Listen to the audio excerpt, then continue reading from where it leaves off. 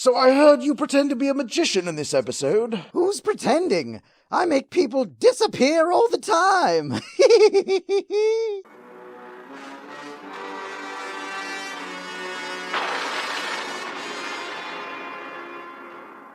Welcome back to another episode of Batman the Animated Recap. Last time, we covered The Forgotten, featuring Batman losing his memory.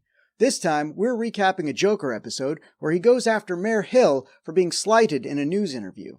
Season 1, Episode 9 of Batman the Animated Series, Be a Clown. We open on Mayor Hill giving a press conference at the construction site for Gotham Towers, though a sign nearby says Gotham Acres, so is that a mix-up between the script and the background artists, or is it supposed to be Gotham Towers at Gotham Acres? Sounds like a timeshare. Mayor Hill is stating that under his leadership, no city will be safer or more free of crime than Gotham. And then this happens.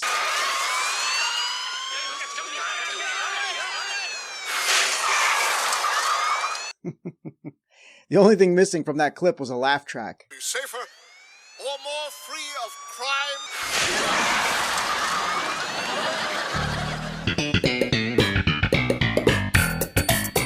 The criminals open fire on the police until Batman shows up, swinging down on a suspended beam.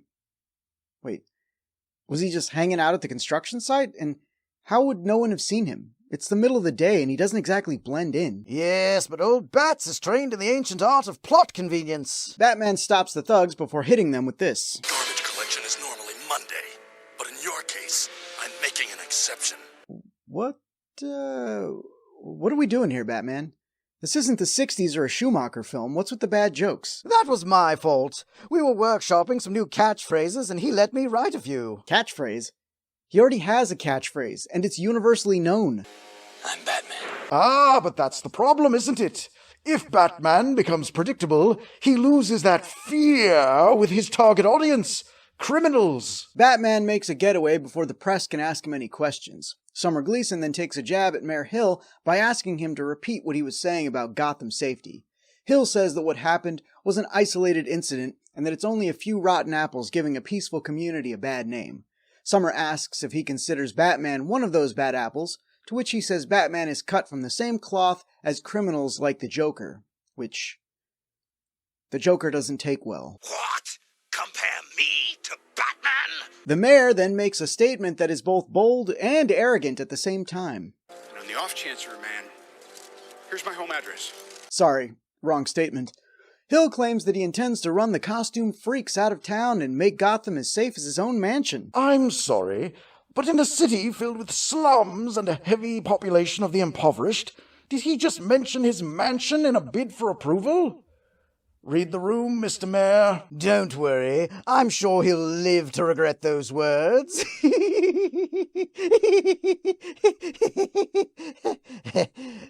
Well, you'll laugh later. We transition to Mayor Hill's mansion where he's pressuring his seemingly only servant to hurry up preparations for his son's birthday party.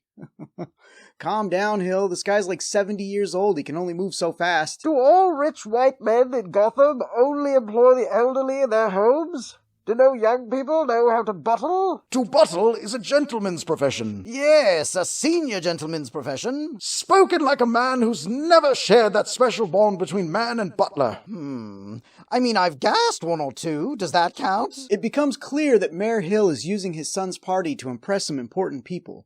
When we first meet the birthday boy, Jordan, he's in his room and he's not the spoiled rich brat you'd expect him to be. He's putting on a magic show for an audience made up of his toys, and I can definitely relate here. I didn't have a lot of friends as a kid and spent many hours having conversations with stuffed animals and action figures. I mean, fortunately those days are long behind me now that I have real friends like you guys. Yes, real friends. I thought you were going to tell him. I couldn't do it. Just look into those innocent eyes. I just didn't have the heart. Plus, he's clearly unstable. He might snap and kill us all. Good point. Yes, that's us, your real friends. Where's Batsy when you need him? Hill tells Jordan to stop playing around with his stupid magic tricks and come down to the party. Jordan doesn't want to go since he won't have any friends there. He knows the party is more for his dad than him, but Hill forces him to go anyway. We transition to the party to see that, as expected, Jordan isn't happy. That is, until the Joker arrives. Jekko arrives. Jekko the Magnificent! and please to... Ow! That Jekko's got style! So Jekko puts on a show that dazzles Jordan. He's got tricks, he's got jokes, he's got puns. The great prosciutto! Now there was a ham. Mayor Hill tries to pull Jordan away from Jekko to go meet more party guests, causing Jordan to run off in a huff, leaving the opposite impression on his guests than Hill was hoping for.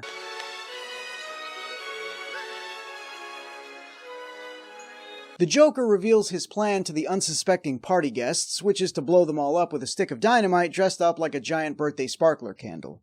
Fortunately, as Jekko is making his exit, Bruce arrives at the party and recognizes the Joker's laugh. He starts scouring the party until he sees the dynamite on the birthday cake, knocking it into the pool while making it look like an accident. Pardon me. Oops.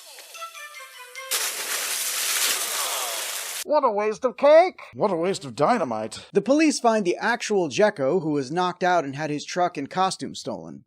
It's about this time that everyone realizes that Jordan has also gone missing. We then find out that Jordan snuck onto Jekko's truck. When Jordan reveals himself to Jekko... What?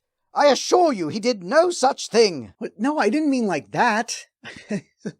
When Jordan reveals that he ran away to become a magician like Jekko, the Joker is at first furious, but quickly changes his tune, citing that he's been thinking about having a protege. Back at Mayor Hill's mansion, Hill is lamenting that this wouldn't have happened if only he'd paid more attention to his son. He vows that things are going to be different if Jordan comes back. The police are watching some footage of Jekko that was filmed at the party, which gives Bruce the clue he needs to track down the Joker. I knew I should have kept that prosciutto line to myself. Back at Amusement Mile, Joker is showing Jordan some of the finer points of showmanship. You get it? Because of the sword. Don't do that. You're embarrassing all of us. What? What?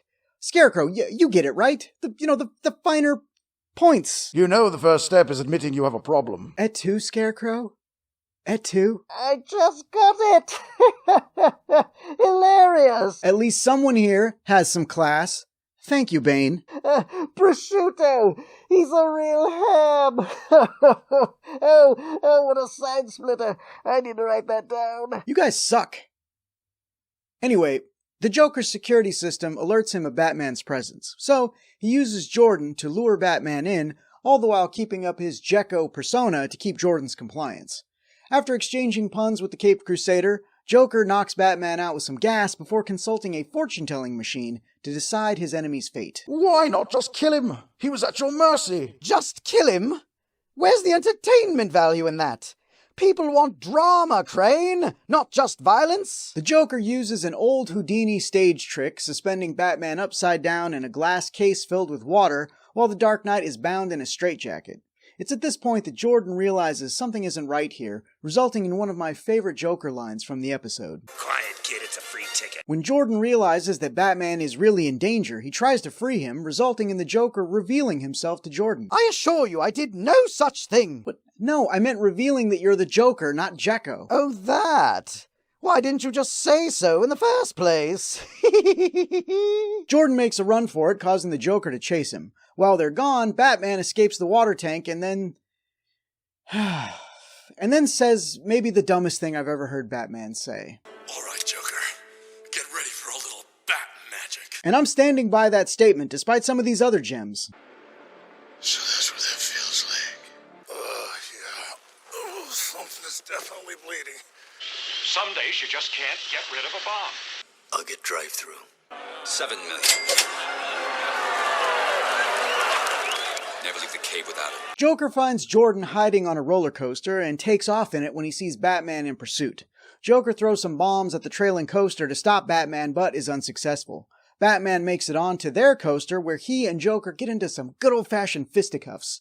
Joker gets knocked off the coaster, landing in some water, but Batman barely has time to utter his pun when he sees the coaster track up ahead is out. He grabs Jordan and bat grapples off the coaster before it crashes, bringing down most of the big rides at the amusement park. Well, as long as they left the corn dog stand intact, I'm okay. Why, you insensitive gonif! I don't know the meaning of the word. No, seriously. I have no idea what you just called me. Batman covertly returns Jordan to his father, who apologizes for the birthday party, and Jordan, in turn, apologizes for running away. The episode ends with what has become a very popular Bat meme. This episode was great. Light on plot, but featuring so much Joker that it doesn't even matter. While the Clown Prince of Crime does come across more silly than violent in Batman the Animated Series, I would like to point out that he intended on blowing up a party full of adults and children just because someone slandered him on television. It was delightfully deranged. What did you think? I think it was the best episode yet. The only way it could have been better was if Batsy had fallen off that coaster instead of me. And let me tell you, that Jordan could really go places if he'd stopped being such a goody-goody. 5 out of 5 Bat magic tricks. Join us next time when we'll be covering Two-Face Part 1. What? That coin-flipping hack gets a two-parter? Someone kill my agent. Till next time, boys and girls!